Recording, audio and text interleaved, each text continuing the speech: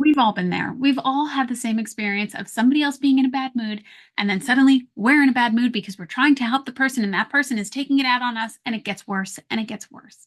But if you're wanting to work on the skill, here's a great approach. I highly recommend allowing yourself to start getting curious and recognize that somebody else's bad mood really, probably, most likely, has nothing to do with you. For those of you who do not know me yet, my name is Lenora Edwards.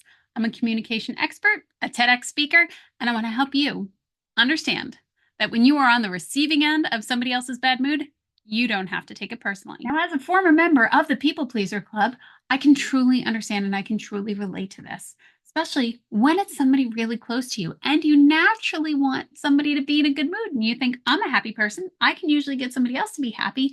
But then as you're working to help somebody else feel better, you notice it starts piling up and then suddenly they're taking it out on you. And now you're in a bad mood too, all because they were in a bad mood.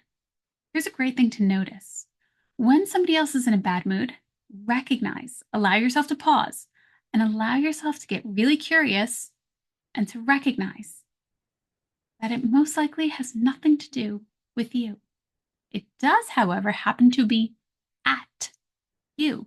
Now, this is something that is truly powerful to notice. When you can recognize that somebody is coming toward you, and they happen to be in a bad mood. Now it's at you. All this energy is coming at you. This person is in a bad mood. They're in a cyclone of, and truly, you're trying to not get pulled into that cyclone, but you're wanting to do your best to help bring them out of that cyclone. But yet, their power, their energy, all that's going on is about them. And when you can recognize that it's about them and that it's not about you, it just happens to be being taken out at you, this can make a world of a difference. Now, when you can recognize that this person's bad mood has a lot of energy and you can allow yourself to pause and get really curious and recognize, oh, okay, how can I help?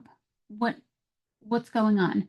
Allow yourself to pause and to recognize that you're doing your best to not take it personally. And I know this can be truly hard, especially if that person who's in a bad mood starts picking at you.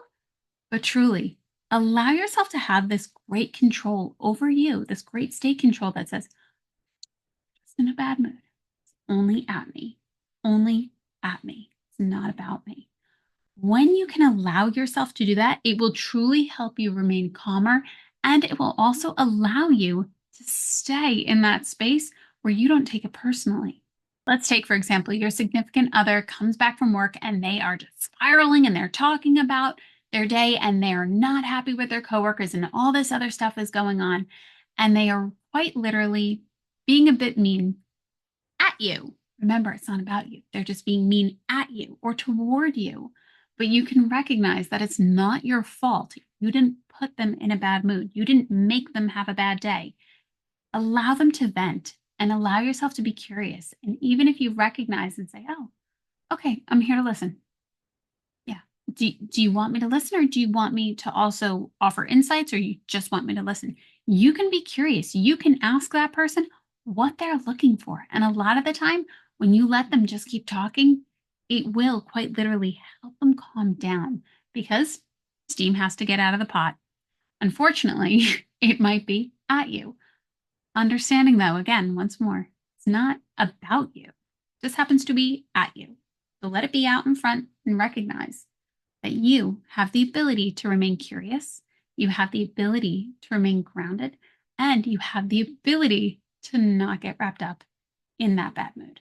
If you found this video helpful, be sure to like and comment down below. As always, be sure to subscribe for more fun things all related to emotional well-being and mindfulness. Till next time, bye.